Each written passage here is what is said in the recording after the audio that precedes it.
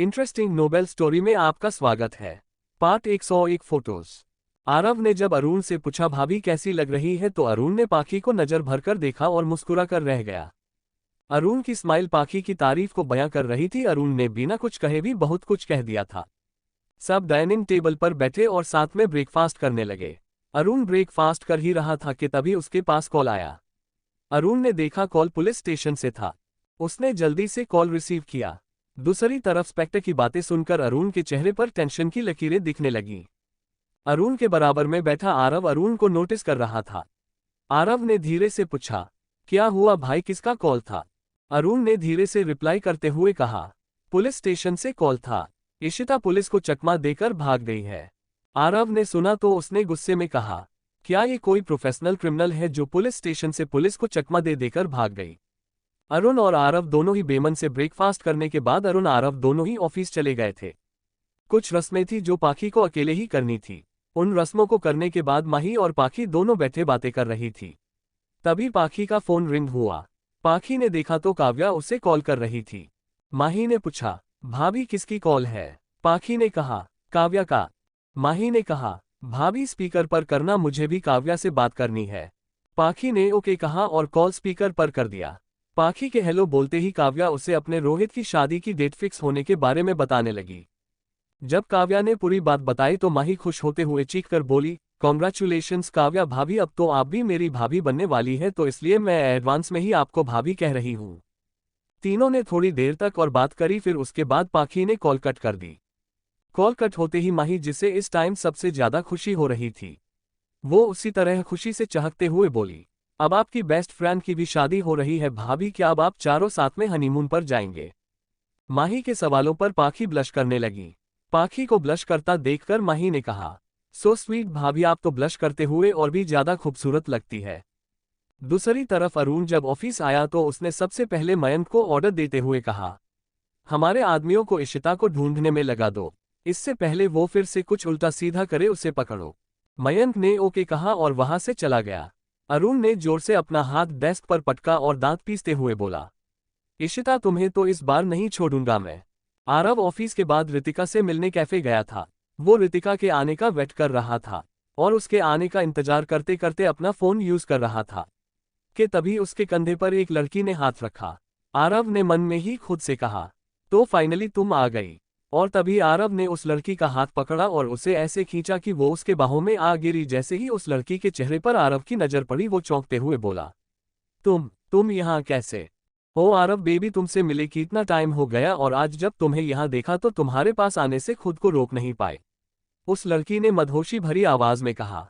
आरव ने जल्दी से उस लड़की को खड़ा किया और उससे दूर होते हुए बोला, देखो मैंने तुमसे पहले ही कहा था मैं तुम्हें पसंद नहीं करता और तुम्हारा मेरा कुछ नहीं हो सकता, तो प्लीज तुम मेरा पीछा छोड़ दो मेरी माँ। आरव ने अपने दोनों हाथ उस लड़की के सामने जोड़ते हुए कहा। उस लड़की ने गुस्से से आरव को देखा और पैर पटकते हुए वहां से चली गई। उस लड़की के जाते ही आरव ने सामने देखा तो रितिका उसे खा जाने वाली नजरों से उसे घुरे ही जा रही थी। आरव को समझने में देर नहीं लगी कि रितिका ने उसे उस लड़की के साथ देख लिया है। आरव ने अपने मुंह में आए पानी को अंदर गटका और बोला, पर उसके बोलने से पहले ही रितिका वहां से चली गई। आरव भी रितिका के पीछे पीछे चला गया उसे मनाने के लिए। इधर इशिता पुलिस से बचने के लिए अपने फार्म हाउस में छिप कर बैठी थी।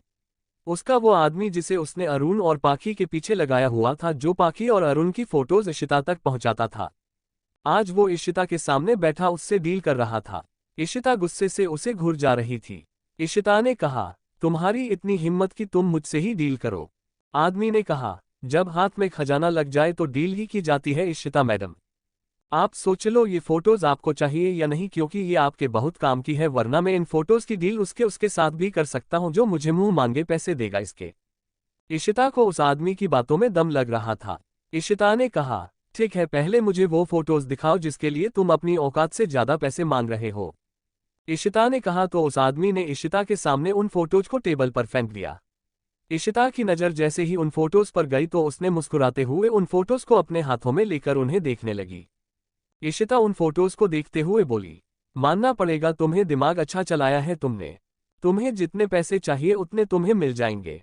वो आदमी मुस्कुराया और ओके मैडम बोलकर चला गया। उस आदमी के जाने के बाद इशिता जोर जोर से हंसने लगी और हंसते हुए बोली, अब क्या करोगे तुम अरुण, अब तुम्हें मेरी बात माननी ही होगी। बोलते हुए इशिता जोर जोर से हंसने लगी। चैप्टर 102 काव्या रोहित की शादी। एक हफ्ता बीत गया था। आज रोहित और काव्या की शादी थी। सभी उनकी शादी में शामिल थे। पाखी तो सबसे ज्यादा खुश लग रही थी, फाइनली उसकी बेस्ट फ्रेंड की शादी जो हो रही थी। काव्या दुल्हन के जोड़े में बहुत खूबसूरत लग रही थी, तो वही रोहित भी आज बहुत हैंडसम लग रहा था। जो हाल एक हफ्ते पहले अरुण का था, अब वही हाल रोहित का था। अरुण रोहित को परेशान करने का एक मौका नहीं छोड़ रहा था। रोहित तो अब खुद के किए पर पछता रहा था। अरुण, आरव और राज उसे परेशान करने का एक मौका नहीं छोड़ रहे थे। जब काव्या को पाखी और माही मंडप में लेकर आती है तो अरुण और राज भी रोहित को मंडप में लेकर आते हैं। एक पल के लिए अरुण और पाखी की नजरें मिलती है। पाखी से नजर मिलते ही अरुण अपनी नजरें फेर लेता है। अरुण को ऐसा करता देखकर पाखी के दिल में एक टीस होती है। पाखी अपना दर्द बर्दाश्त किए खड़ी थी। उसकी आंखों में अरुण की बेरुखी का दर्द दिख रहा था। पाखी मन ही मन खुद से सवाल करती है, कितने खुश थे हम दोनों, फिर इन 2 दिनों में ऐसा क्या हो गया अरुण कि आप इस तरह हमें इग्नोर करने लगे। आपकी ये बेरुखी हमसे सही नहीं जाती। बहुत दर्द होता है इस दिल में, आप समझते क्यों नहीं? आपका ऐसा बिहेवियर हमें अंदर ही अंदर मार रहा है। इतना तो हम जानते हैं, कोई तो ऐसी बात है जो आप हमसे छुपा रहे हैं। पाखी खुद से अपने मन में सवाल जवाब किए जा रही थी। तो वही दूसरी तरफ अरुण, जिसके अंदर भी खूब उथल पुथल मची हुई थी, वो पाखी के बारे में सोच सोच कर ही अंदर मरा जा रहा था। तभी अरुण का फोन रिंग होता है। वो अपने फोन की स्क्रीन पर फ्लैश हो रहे उस नंबर को देखता है और एक कोने में जाकर कॉल रिसीव करता है। दूसरी तरफ से एक लड़की की आवाज आती है। वो लड़की हंसते हुए कहती है, तुम तो हर बार मुझे अपनी अदाओं से इम्प्रेस करते हो, मेरा दिल जीत लेते हो। देखो आज भी तुमने पहले की तरह ही मेरा कॉल एक रिंग में ही पिक कर लिया। तुम आज भी कितना प्यार करते हो मुझसे। ओ सट आप इशिता, मैंने तुमसे कभी प्यार नहीं किया, तुम्हें कब समझ आएगी ये बात? इशिता को बीच में रोकते हुए अरुण ने कहा। तो इशिता जोर जोर से हंसने लगी। ओ माय बेबी, इतना गुस्सा क्यों करते हो तुम? थोड़ा सा प्यार भी कर लिया करो, या सारा प्यार उस पाखी को ही करोगे? इशिता ने कहा तो अरुण ने गुस्से में अपनी मुट्ठी को कसकर बंद कर लिया। इशिता ने आगे कहा, तो कब तुम अपना केस वापस ले रहे हो? अरुण ने कहा, मैं आज ही अपना केस वापस ले लूंगा। इशिता ने खुश होते हुए अरुण की बातों का जवाब दिया। आज तो तुम पर बहुत प्यार आ रहा है। काश तुम आज मेरे साथ होते। मैं तुम्हें ज्यादा दिनों तक खुद से दूर नहीं रखूंगी। बहुत जल्द हम साथ होंगे, तुम देखना। इशिता कॉल कट करने से पहले अरुण को कॉल पर किस दिया, तो अरुण ने जब किस की आवाज सुनी तो उसने फोन अपने कान से दूर कर लिया और अपनी आंखें कसकर भींच ली। कॉल कट होने के बाद अरुण वापस से मंडप में आ जाता है। वरमाला की रस्म हो गई थी। अरुण जब आया तो उसने पाखी को काव्या के साथ बातें करते देखा। इस वक्त पाखी के चेहरे पर एक प्यारी सी स्माइल थी, जिसे देखकर अरुण के होठ भी खिल गए। अरुण ने मन ही मन पाखी से माफी मांगी अपने बिहेवियर के लिए और उसके साथ ऐसा बर्ताव करने के लिए। शादी की एक एक कर सारी रस्में हुई और कुछ देर बाद पंडित जी ने कहा, शादी संपन्न हुई। ये सुनकर पाखी और अरुण को 2 साल पहले की अपनी शादी याद आ गई। दूसरी तरफ मुंबई में आज ऋषभ को मुंबई आए हुए 8 दिन हो गए थे। जब से ऋषभ मुंबई आया था वो सिर्फ काम ही किए जा रहा था। इन 8 दिनों में ऋषभ सिर्फ 3 दिन ही सोया था। ऋषभ ने काम में खुद को इस कदर डूबा लिया था, न उसे दिन का पता था ना रात का। ऋषभ के सामने बैठा लड़का उससे बार बार अपने साथ जाने के लिए मना रहा था, पर ऋषभ उसे टाले जा रहा था। तभी वो लड़का गुस्से में अपनी चेयर से उठा और ऋषभ के हाथ से फाइल छीनकर उसे बंद कर टेबल पर रखते हुए बोला, बस बहुत हो गया अब तेरा, अगर तू सीधे तरह से नहीं मानेगा तो मैं तुझे जबरदस्ती उठाकर ले जाऊंगा। अब बोल चल रहा है या ले जाऊं उठाकर? ऋषभ उस लड़के को समझाते हुए बोला। रोनी यार मेरी बात सुन पहले। ऋषभ की बात सुनकर रोनी रुका और ऋषभ को घूरते हुए कहा, बोल क्या कहना चाहता है? ऋषभ तुझे तो पता है ना, मेरे मोम डेड कार एक्सीडेंट के दौरान। रोनी ने बीच में ही कहा और अफसोस जताते हुए सॉरी बोला। ऋषभ ने आगे कहा, रितिका मेरी जिम्मेदारी है और उसे मैं दिल्ली में अकेले छोड़कर आया हूं। रिवान को बोला है उसका ख्याल रखने के लिए, पर फिर भी मैं जल्द से जल्द यहाँ का काम खत्म करके दिल्ली वापस लौटना चाहता हूँ। तू समझ रहा है ना मैं क्या कहना चाहता हूँ अंडस को? ऋषभ के पूछने पर रोनी ने हाँ कहा और आगे बोला, पर एक दिन चील करने से कुछ नहीं होगा। तू जब से आया है काम काम किए जा रहा है और कितना काम करेगा? बस कर भाई, काम करते करते मर जाएगा। सोया भी नहीं है इतने दिनों से और तुझे बाहर में इसलिए लेकर जा रहा हूं ताकि तू थोड़ा चील करे और फ्रेश फील करे। और अब ज्यादा सोच मत, चुपचाप चल जहां मैं तुझे लेकर जा रहा हूं। रोनी ऋषभ के कंधे पर अपने दोनों हाथ रखते हुए उसे हल्के फोर्स के साथ धक्का देते हुए कैबिन से बाहर ले गया। कार एक क्लब के बाहर आकर रुकी। ऋषभ ने क्लब को देखते हुए कहा, तू मुझे यहाँ क्यों लेकर आया है? रॉनी ने कहा, चिल करने के लिए क्लब से अच्छी जगह और कोई हो सकती है क्या? चल अब थोड़ा चिल करके आते हैं, कहते हुए रॉनी कार से उतरा। तू नहीं सुधरेगा, ऋषभ भी कहते हुए कार से निकला और दोनों एक साथ खड़े होते हुए क्लब को एक नज़र देखा और फिर एक दूसरे को देखा और क्लब के अंदर चले गए। चैप्टर 103 खूबसूरत लड़की। चैप्टर -103 खूबसूरत लड़की। ऋषभ रॉनी के कहने पर क्लब तो आ गया था पर उसे कुछ अच्छा नहीं लग रहा था। वो दोनों बार काउंटर के पास चेयर पर बैठे दोनों ड्रिंक करते हुए बातें कर रहे थे। एक लड़की जिसने शॉर्ट सेक्सी ड्रेस पहनी थी वो कुछ बैक डांसर के साथ डांस फ्लोर पर परफॉर्म कर रही थी। रॉनी की नज़र जैसे ही उस लड़की पर गई, उस लड़की को देखकर रॉनी की आंखें फटी और मुंह खुला का खुला रह गया।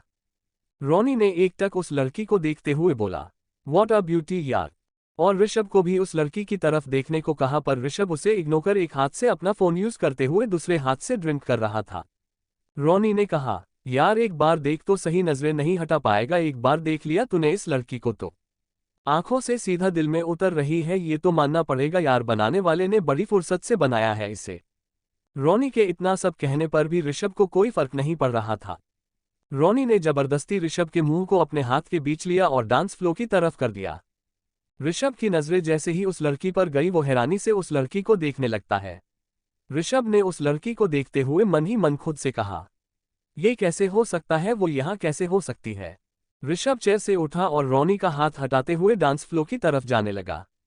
ऋषभ जो भीड़ को चिरते हुए उस लड़की तक पहुंचने की कोशिश कर रहा था, उसे ऐसे करता देखकर रॉनी ने खुद से कहा, कमाल है, अभी तो देख भी नहीं रहा था और जब देखा तो सीधा उसके पास जा रहा है। इधर जब ऋषभ फ्लो तक पहुंचा तो बैक डांसर के अलावा और वहां कोई नहीं था।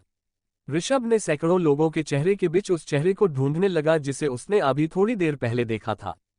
ऋषभ चारों तरफ अपनी नजरें दौड़ाता है और क्लब को एक्सप्लोर करने लगता है पर उसे वो चेहरा कहीं नहीं दिखता। थक हार कर ऋषभ वापस से काउंटर के पास आ जाता है और अपनी ड्रिंक लेकर एक झटके में उसे एक ही बार में पूरा खत्म कर देता है। रॉनी ऋषभ को रोकते हुए कहता है, आराम से यार, क्या हो गया तुझे? अभी तो तू उस लड़की को देखना भी नहीं चाह रहा था और अब जब देख लिया है तो ऐसे रिएक्ट क्यों कर रहा है, जैसे तू उसके बिना रह भी नहीं सकता। ऋषभ ने अपने हाथ में पकड़े उस वाइन के ग्लास को देखते हुए कहा, मुझे वो लड़की चाहिए। रॉनी ने सुना तो उसे अपने कानों पर विश्वास नहीं हुआ।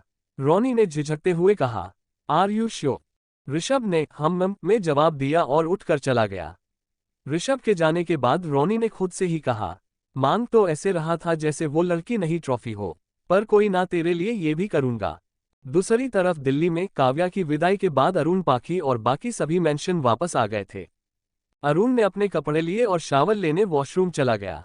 पाखी बेड में बैठी पिछले कुछ दिनों की बातें सोच रही थी कि तभी फोन की रिंग सुनकर वो अपनी सोच से बाहर आती है। पाखी ने देखा अरुण का फोन रिंग हो रहा है। वो उठी और मेज पर रखे अरुण के फोन को उठाकर देखती है। पाखी ने देखा पुलिस स्टेशन से कॉल था। पाखी ने ज्यादा कुछ नहीं सोचा और कॉल रिसीव कर लिया। पाखी हेलो कहती कि उससे पहले ही पुलिस स्टेशन के इंचार्ज ने कहा, sir are you sure sir, आप अपना केस वापस लेना चाहते हैं? ये सुनते ही पाखी को जैसे एक जोर का धक्का लगा। पाखी ने मन ही मन खुद से सवाल किया, अरुण केस क्यों वापस लेना चाहते हैं? पाखी ने कुछ नहीं कहा और कॉल कट कर दी। वो वापस से बेड में बैठते हुए अपनी सोच में एक बार फिर से डूब गईं। इस तरफ मुंबई में ऋषभ को कार में बैठे रॉनी का इंतजार करते हुए 15 मिनट से ज्यादा हो गया था। ऋषभ ने गुस्से में अपना हाथ स्टीयरिंग पर मारा, तभी रॉनी दूसरी साइड से कार का डोर ओपन कर बैठ जाता है। ऋषभ ने जब रॉनी को घूरा तो रॉनी ने सफाई देते हुए कहा, तेरा ही काम कर रहा था, अब तू ये बोलकर चला आया था तुझे वो लड़की चाहिए, पर उसके लिए मेहनत और कीमत तो मुझे चुकानी पड़ी ना। रॉनी ने जब ये सब कहा तो ऋषभ ने कंफ्यूज्ड होकर उसे देखा। ऋषभ का चेहरा देखकर रॉनी ने उसकी तरफ एक फोल्ड पेपर बढ़ाते हुए कहा, ये ले, इसमें उस लड़की का एड्रेस है। इस एड्रेस की वजह से ही इतना टाइम लगा मुझे, वो वेटर उस लड़की का एड्रेस दे ही नहीं रहा था। तुझे पता है इस एड्रेस की कीमत क्या है? रॉनी ने ऋषभ को देखते हुए कहा। ऋषभ बस एकटक रॉनी को बोलते हुए सुन रहा था। रॉनी ने आगे कहा, 50,000 चुका कर आया हूं इस एड्रेस की कीमत। ऋषभ ने रॉनी के हाथ से उस पेपर को लेते हुए कहा, थैंक्स, और हाँ, कल तेरे अकाउंट में 1 लाख ट्रांसफर हो जाएंगे। ऋषभ की बातें सुनकर रॉनी ने कहा, भाई ऐसा क्या है इस लड़की में? माना यार बहुत खूबसूरत थी पर फिर भी 1 लाख कीमत दे रहा है, वो भी सिर्फ एक एड्रेस के लिए। आखिर बात क्या है? कौन है ये लड़की? ऋषभ ने कार स्टार्ट करते हुए कहा। वही तो पता करना है। रोनी ने ऋषभ की ओर देखते हुए कहा। बाय द वे हम जा कहाँ रहे हैं, घर या इस एड्रेस पर? ऋषभ ने जवाब में कुछ नहीं कहा और रोनी की तरफ देखकर हल्का सा मुस्कुरा दिया। इधर जब अरुण शॉवल लेकर बाहर आया तो उसकी नजरें पाखी से टकराई, पाखी जो अरुण को गुस्से से घूर रही थी। पाखी अरुण को ऐसे घूरते हुए मन ही मन अरुण से सवाल कर रही थी। क्यों अरुण जी, क्यों कर रहे हो आप ऐसा? आप इशिता का केस वापस कैसे ले सकते हो? क्या आप भूल गए इशिता ने हमारे साथ क्या किया था? अरुण जो पाखी की आंखों में देखकर उसके अंदर की बेचैनी को समझ रहा था, पर वो चाहकर भी उसे इस तकलीफ से नहीं बचा पा रहा था।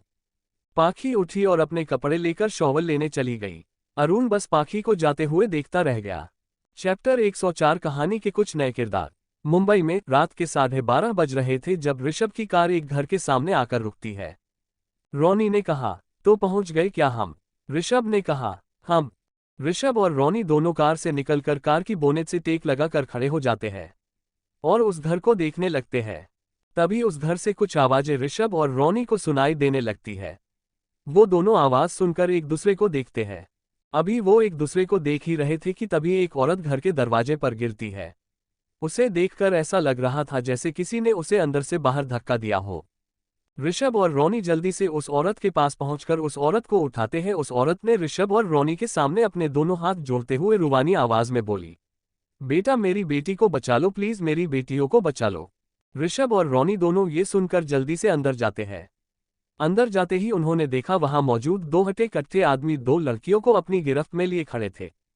ऋषभ ने जैसे ही उस लड़की को देखा तो उसकी नजर उसके चेहरे से होते हुए उसकी लड़की के हाथों पर गई जिसे वो आदमी पकड़े खड़ा था। ऋषभ उसे बचाने के लिए आगे बढ़ा ही था कि तभी उस लड़की ने उस आदमी के दोनों टांगों के बीच एक जोर से लात मारी।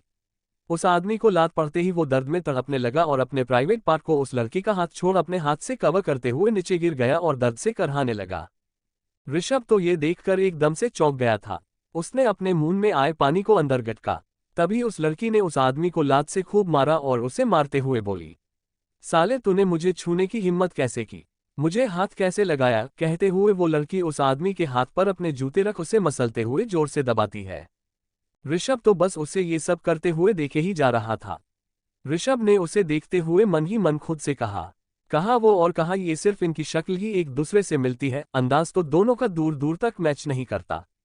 जहां एक तरफ ऋषभ उस लड़की को देखने में खो गया था तो वहीं रोनी ने उस दूसरी लड़की को उस आदमी से बचा लिया था और उस आदमी के मुंह पर मुक्के मार मारकर उसके मुंह से खून निकाल दिया था।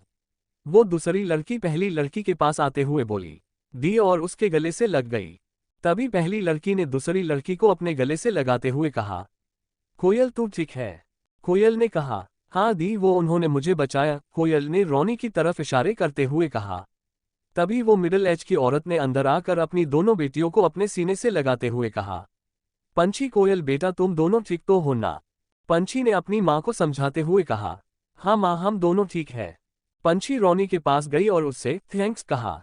वो दोनों आदमी जो नीचे पड़े थे उनमें से एक आदमी उठा और पंछी पर पीछे से वार करने लगा। तभी ऋषभ ने आगे बढ़कर उस आदमी का हाथ पकड़ा और उसे एक थप्पड़ मारते हुए बोला, एक तो लड़की पर हाथ उठाते हो और उस पर भी पीछे से वार करते हो और ये सब घटिया काम करके खुद को मर्द समझते हो।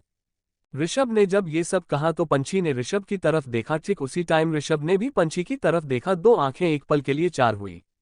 पंछी ने ऋषभ से अपनी नजरें हटाते हुए बोली, आप लोग कौन हैं और आप लोग यहाँ कैसे?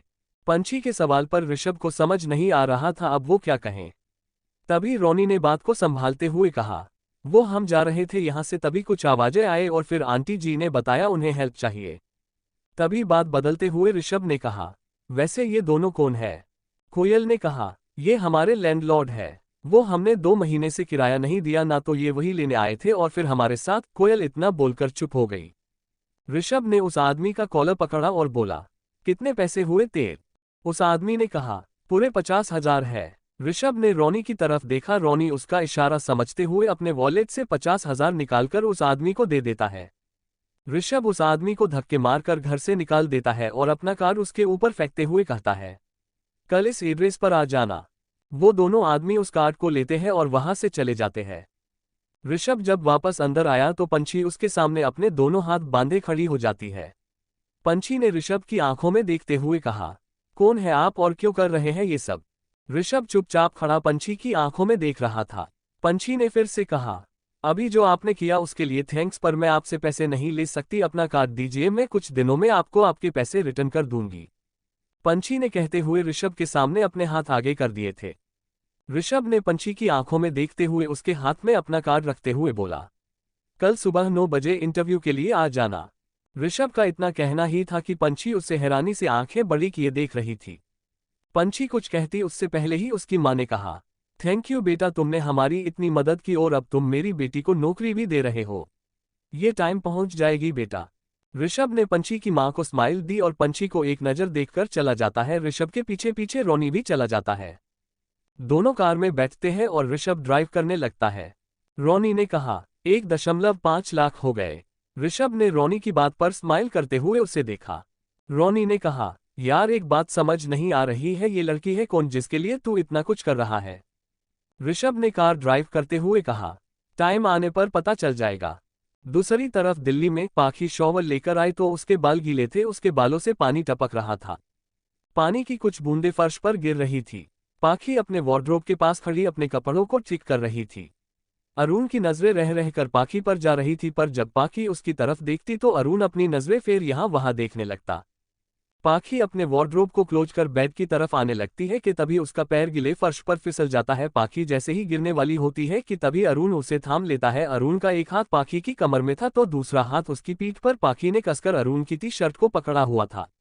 पाखी ने धीरे से अपनी आंखें खोली तो उसकी आंखें अरुण की आंखों से जा मिली। वो दोनों एक दूसरे की आंखों में देख रहे थे। चैप्टर 105 अरुण का प्यार, ऋषभ का पंछी के बारे में सोचना।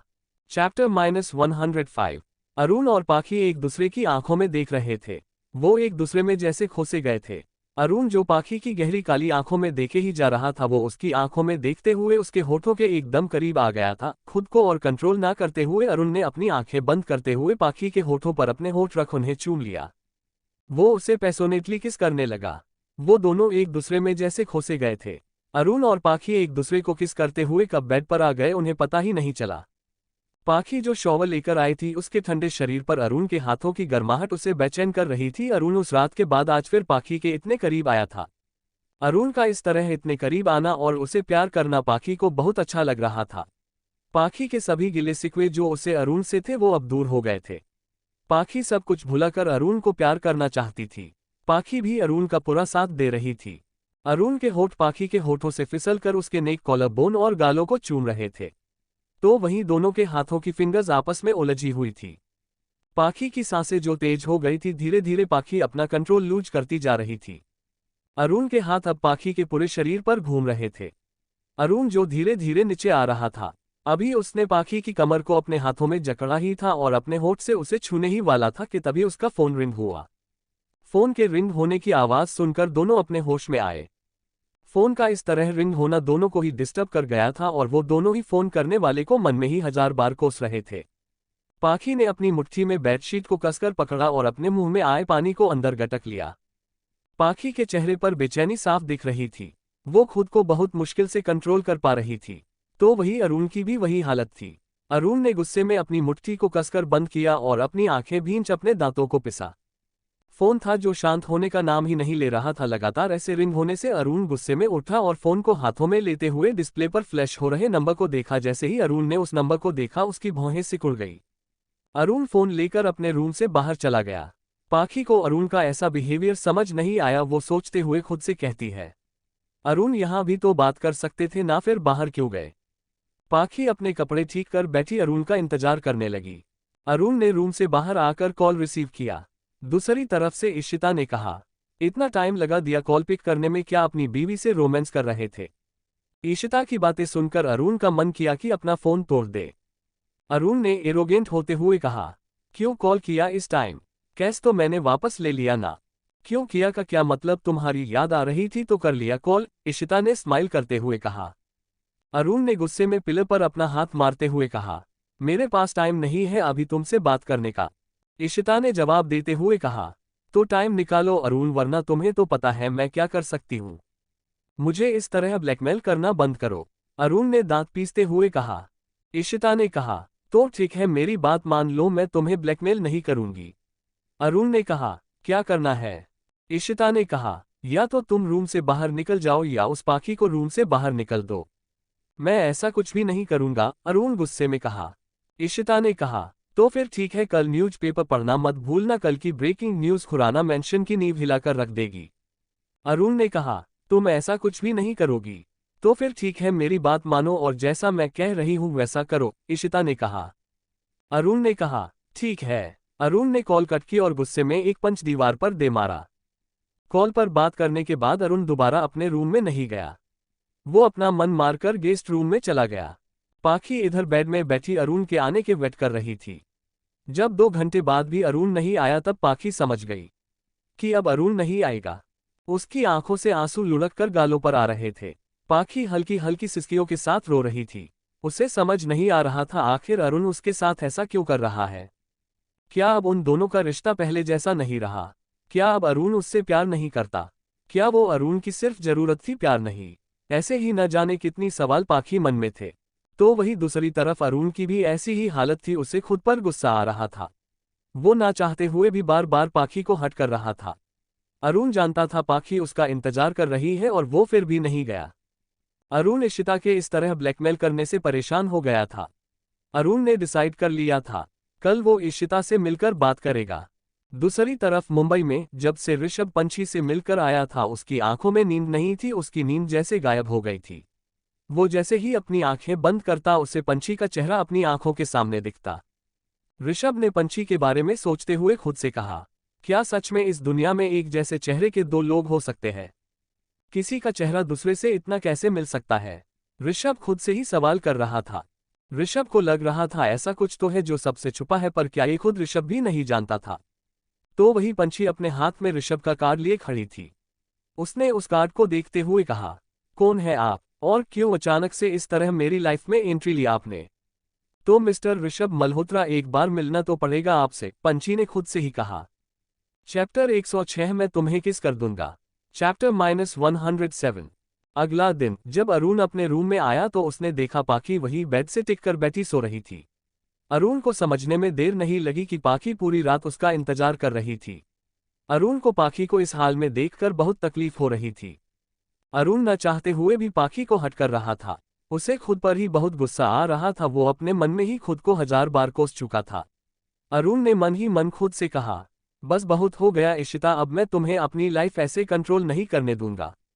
अरुण ने पाखी को ऐसे ही सोता हुआ छोड़ दिया। वो वार्डरोब से अपने कपड़े लेकर शॉवर लेने चला गया। अरुण जब शॉवर लेकर आया तो पाखी अभी भी सो रही थी। अरुण रेडी हुआ और पाखी को नजर भर प्यार से देखा और चला गया। दूसरी तरफ मुंबई में ऋषभ को जैसे कल रात नींद ही नहीं आई। ऋषभ पंछी से मिलने के लिए बहुत एक्साइटेड था। ऋषभ पंछी के बारे में सोचते हुए रेडी हो रहा था। उसके चेहरे पर सुकून था और होठों पर प्यारी सी स्माइल। ऋषभ ऑफिस पहुंचकर पंछी के आने का वेट कर रहा था। इस बीच ऋषभ ने अपनी सभी मीटिंग्स कैंसिल कर दी थी। वो पंछी से मिलकर कुछ बातें क्लियर करना चाहता था। अभी ऋषभ पंछी के बारे में सोच ही रहा था कि तभी पियून ने आकर कहा, सर एक मैडम आपसे मिलने आई है। ऋषभ ने कहा, उन्हें अंदर भेजो। थोड़ी ही देर में पंछी ऋषभ के सामने उसके कैबिन में खड़ी थी। ब्लू जीन्स, व्हाइट शर्ट और कली हेयर, बिना मेकअप के उसका चेहरा फिर भी चांद जैसे चमक रहा था। हाथों में अपनी रिज्यूम फाइल पकड़े पंछी ऋषभ के एकदम सामने खड़ी थी। ऋषभ ने पंछी को नीचे से ऊपर तक देखा। ऋषभ की आंखें पंछी की आंखों पर जाकर रुक गई और वो उसकी आंखों में देखने लगा। पंछी ने जब खुद को ऐसे ऋषभ को घूरता देखा तो मन ही मन खुद से बोली, इसने कभी कोई लड़की नहीं देखी क्या जो ये मुझे ऐसे घूर घूर कर देख रहा है। जब बहुत देर तक ऋषभ पंछी को ऐसे ही घूरता रहा तो पंछी उसके ऐसे देखने से फ्रस्ट्रेट होकर बोली, ओह हेलो, ऐसा क्या देख रहे हो? देखना हो गया, ये आप खाकर ही मानोगे मुझे। पंछी ने ये इतनी तेज आवाज में कहा था कि ऋषभ उसकी बातें सुनकर सकपका गया और अपने ऐसे बिहेवियर पर खुद से ही शर्मिंदा होते हुए मन ही मन कहा, ये क्या कर रहा था तू ऋषभ, तू उसे इतना क्यों घूर रहा था? अब क्या सोच रही होगी ये मेरे बारे में? ऋषभ ने खुद से ही सवाल किए और चेयर पर अपनी पोजीशन चेंज करते हुए बोला, प्लीज सीट। ऋषभ के ऐसे बोलते ही पंछी ऋषभ के सामने वाली चेयर पर बैठ गई और उसके आगे अपनी फाइल रख दी। ऋषभ पंछी की फाइल को पढ़ने लगा और अचानक ही उसकी फाइल पढ़ते हुए बोला, क्वालिफिकेशन तो अच्छी है तुम्हारी, फिर तुम्हें क्लब में डांस करने की क्या जरूरत पड़ गई?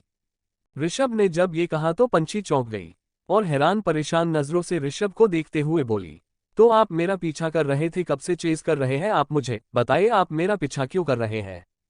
पंछी एक के बाद एक सवाल किए जा रही थी। ऋषभ समझ गया था पंछी ने उसे गलत समझ लिया है। वो पंछी को एक्सप्लेन करने लगा तो पंछी ने अपनी फाइल ऋषभ के हाथों से ऑलमोस्ट छीनते हुए बोली, नहीं चाहिए मुझे कोई नौकरी, और हाँ अगर आगे से फिर से मेरा पीछा किया ना तो मैं आपका सर फोड़ दूंगी। पंछी की बातें सुनकर ऋषभ ने खुद से ही कहा, ओ गॉड, एक इतनी शांत है और दूसरी बुलेट ट्रेन है, अगर इसे अभी नहीं रोका तो सारे सिग्नल तोड़कर निकल जाएगी। ऋषभ चेयर से उठा और इससे पहले कि पंछी कैबिन से बाहर जा पाती, ऋषभ अपनी लंबी टांगों का इस्तेमाल कर तेज कदमों से खुले हुए कैबिन के डोर को बंद कर उससे टिककर खड़ा हो जाता है। पंछी ये देखकर ऋषभ को खा जाने वाली नजरों से देखती है और अपने दांत पीसते हुए गुस्से से कहती है, हटो मेरे रास्ते से वरना। कहते हुए वो इधर उधर ऋषभ को मारने के लिए चीजें ढूंढने लगती है और वही रखे फ्लावर वाश को उठाकर कहती है, हटो मेरा रास्ता छोड़ो वरना। ऋषभ अपने सर पर अपना हाथ रखता है और लंबी सांस लेकर पंछी से कहता है, अरे पहले मेरी बात तो सुनो मिस पंछी, हटो मेरे सामने से, मुझे कुछ नहीं सुनना। कहते हुए पंछी ऋषभ के ऊपर वो वाश मारने लगती है। ऋषभ पंछी के वार से बचने के लिए उसका हाथ पकड़ उसे कंट्रोल करने की कोशिश करता है, पर तभी ऐसे छीना झपटी में दोनों डिसबैलेंस होकर वही रखे काउच पर गिर जाते हैं। पंछी जो ऋषभ के नीचे दब गई थी, वो लगातार स्ट्रगल कर रही थी ऋषभ को खुद के ऊपर से हटाने का, पर ऋषभ की पकड़ पंछी के हाथों पर इतनी मजबूत थी कि पंछी की सारी कोशिशें नाकाम हो रही थी। ऋषभ ने रूड होते हुए कहा, तुम मेरी बात सुनोगी या नहीं। पंछी ने कहा, मुझे आपकी कोई भी बात नहीं सुननी है। ऋषभ ने कहा, अगर तुम मेरी बात नहीं सुनोगी तो मैं तुम्हें किस कर दूंगा। ऋषभ का इतना कहना ही था कि पंछी उसे अपनी बड़ी आंखें कर देखने लगी और डरते हुए बोली, आप ऐसा कुछ नहीं करेंगे, मैं सुन रही हूं आपकी बात, बोलो। जब पंछी ने ये कहा तो ऋषभ धीरे से मुस्कुराया और मन में ही खुद से बोला, मासूमियत तो उसी के जैसी है। अभी ऋषभ कुछ आगे बोलता कि तभी उसके कैबिन का डोर ओपन कर रोनी अंदर आया। रोनी की नजरें जैसे ही ऋषभ और पंछी पर गई वो शर्मिंदा हो गया और इधर उधर देखते हुए सॉरी बोलकर जाने लगा। तभी ऋषभ ने रोनी को रोकते हुए कहा, तू गलत समझ रहा है, हम बस बात कर रहे थे। रोनी ने मन ही मन खुद से कहा, क्या इसने मुझे छोटा बच्चा समझा है, जो भी ये बोलेगा मैं मान लूंगा। बात कर रहा था, ऐसे कौन बात करता है लड़की के ऊपर लेटकर। जब काफी देर तक रोनी ने कोई रिप्लाई नहीं किया तो ऋषभ ने फिर से कहा। रोनी अपनी सोच से बाहर आते हुए बोला, हाँ बात ही कर रहे थे तुम दोनों ऐसे ओवरलैप होकर। ऋषभ समझ गया था रोनी उसे ताना मार रहा है। दिल, चैप्टर 107, रोहित और काव्य की फर्स्ट नाइट। चैप्टर 107, रोहित और काव्य की फर्स्ट नाइट। रोनी की बातें सुनकर ऋषभ समझ गया था रोनी उसे ताने मार रहा है। तो वहीं पंछी रोनी के आ जाने से एम्ब्रेसेड फील कर रही थी। जब ऋषभ रोनी से बात करके पीछे पलटा तो देखा पंछी उसे खा जाने वाली नजरों से देख रही थी।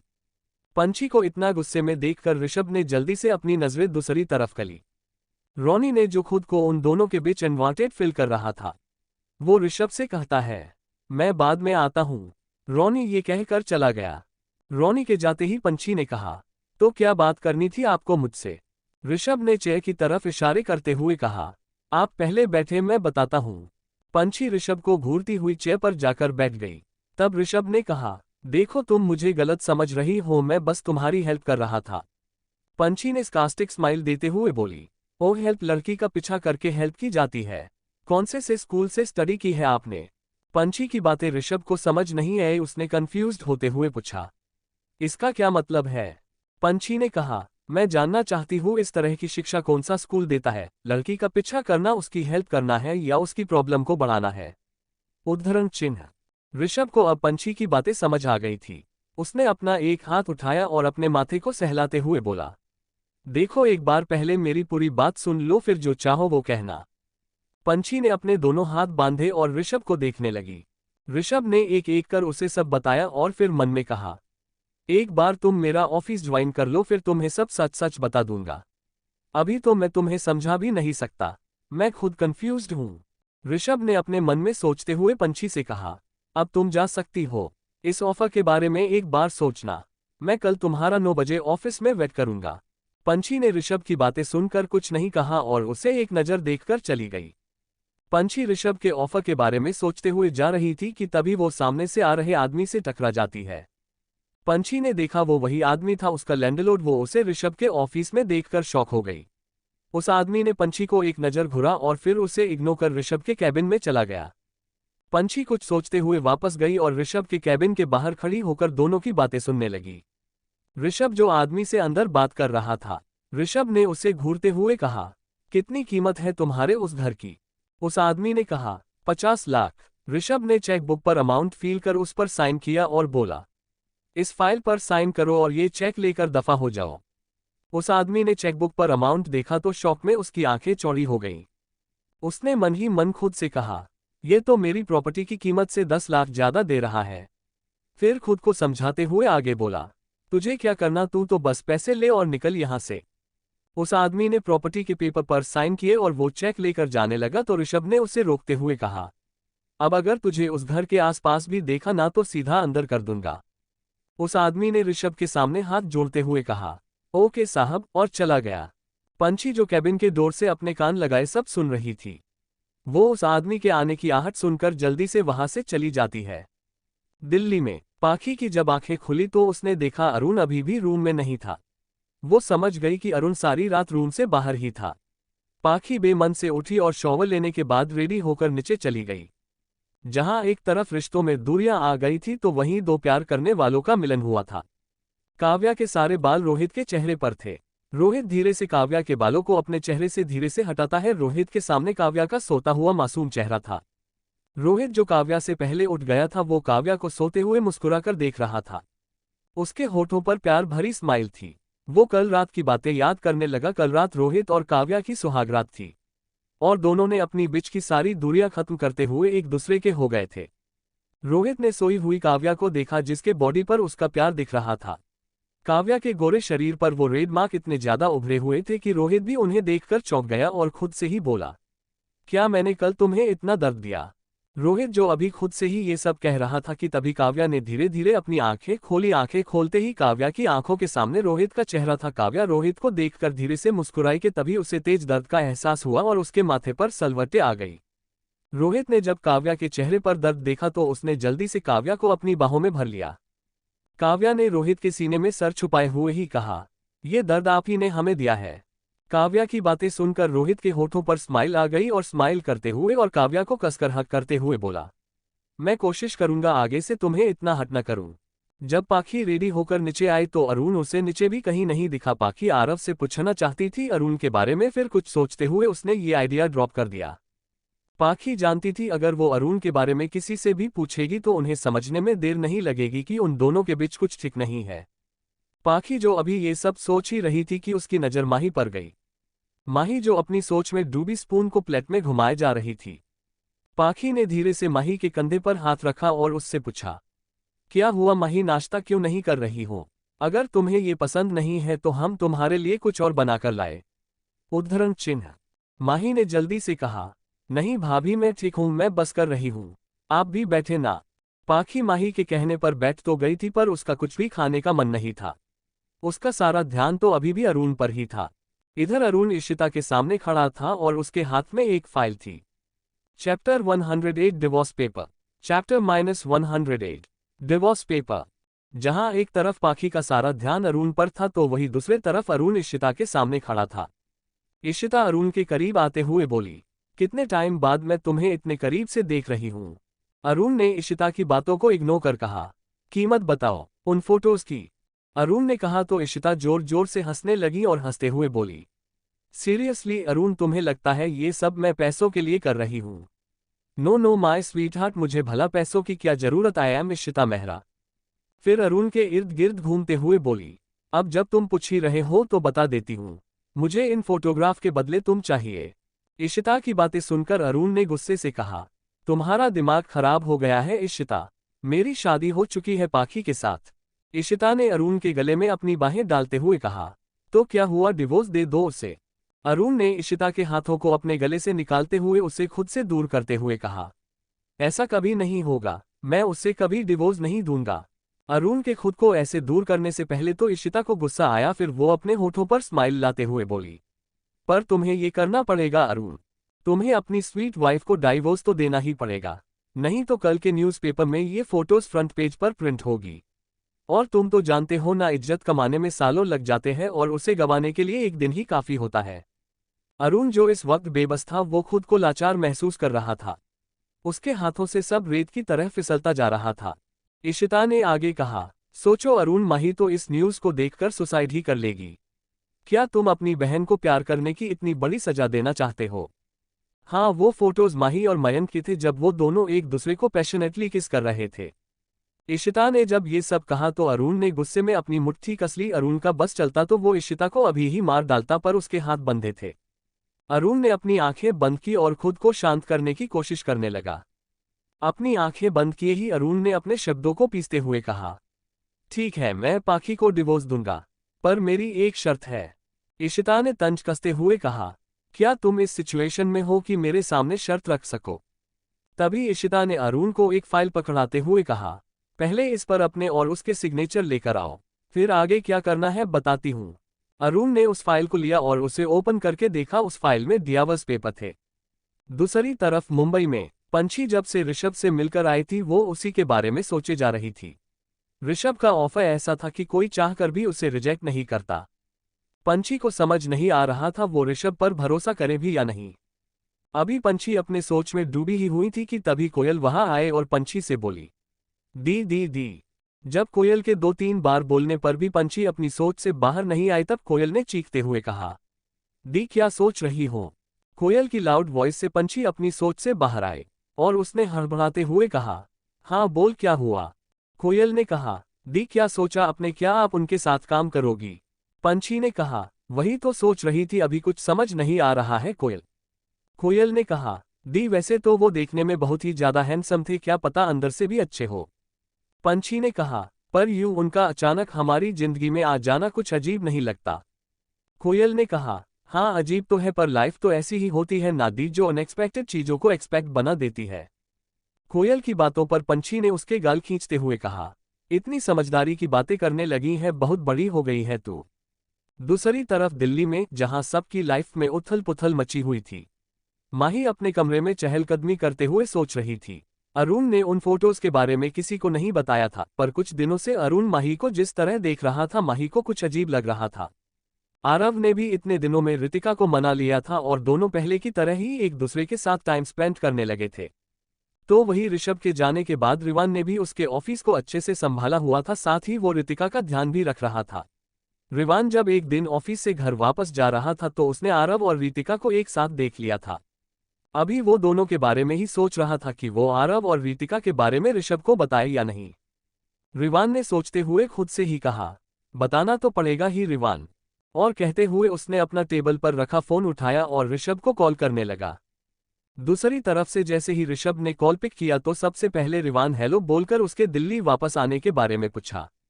ऋषभ ने रिवान की बातों का जवाब देते हुए कहा, अभी कुछ काम है, यहाँ थोड़ा और टाइम लगेगा। रिवान ने कहा, पर तेरा यहाँ आना ज्यादा जरूरी है। रिवान ने कहा तो ऋषभ ने क्यूरियस होते हुए कहा, क्या हुआ, सब ठीक तो है ना, रितिका कैसी है? रिवान ने कहा, रितिका के बारे में ही कुछ बात करनी थी। उद्धरण चिन्ह। ऋषभ ने कहा, क्या बात है बता। उद्धरण चिन्ह। रिवान ने कहा, कॉल पर बताऊं?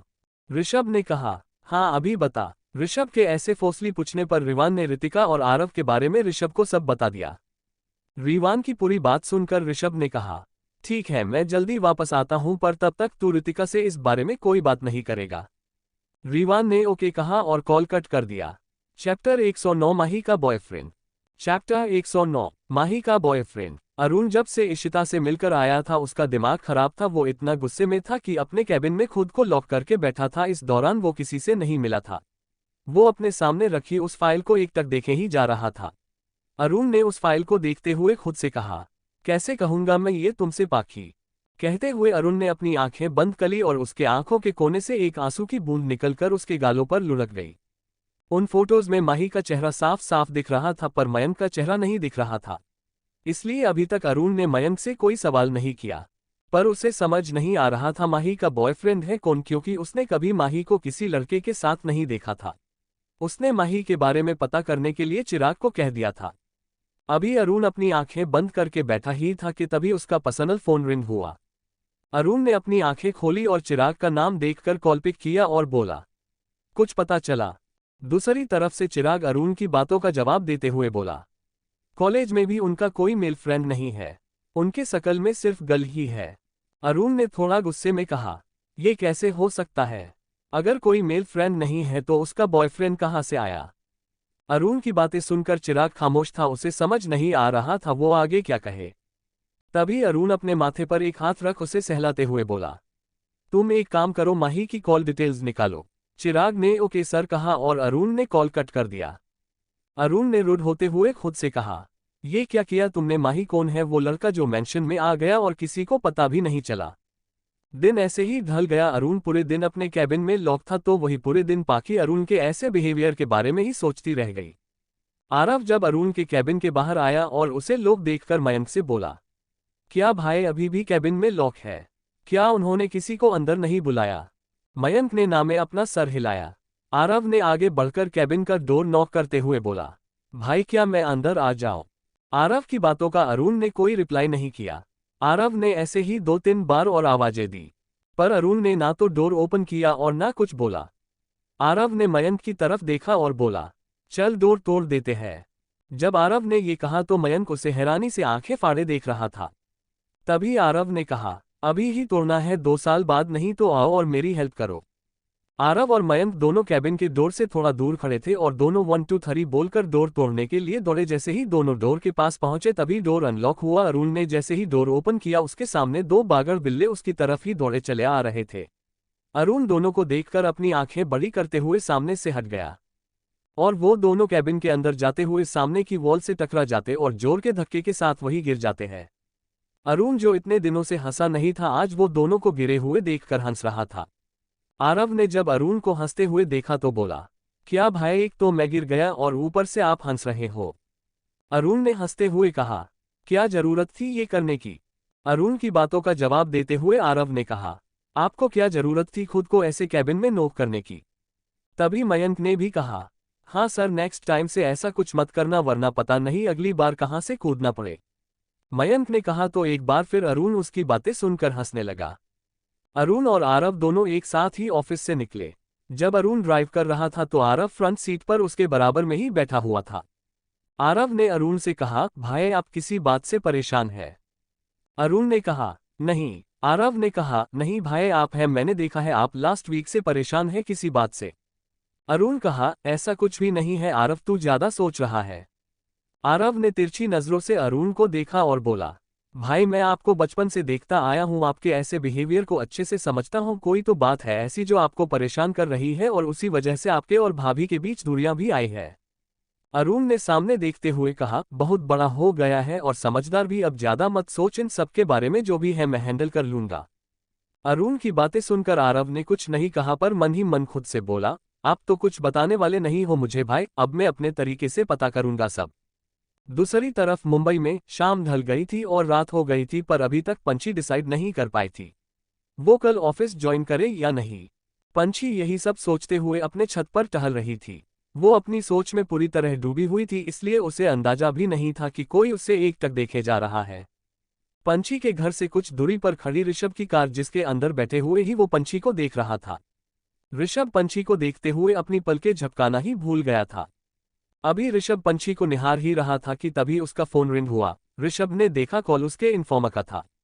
ऋषभ ने कॉल रिसीव करते ही हेलो कहा और बोला, कुछ पता चला? ऋषभ ने पूछा तो दूसरी तरफ से इन्फॉर्मर ने कहा, सर आपको मेल किया है, आप एक बार अपना इनबॉक्स चेक कर ले। ऋषभ ने ओके और कॉल कट कर दिया और अपना मेल बॉक्स चेक करने लगा।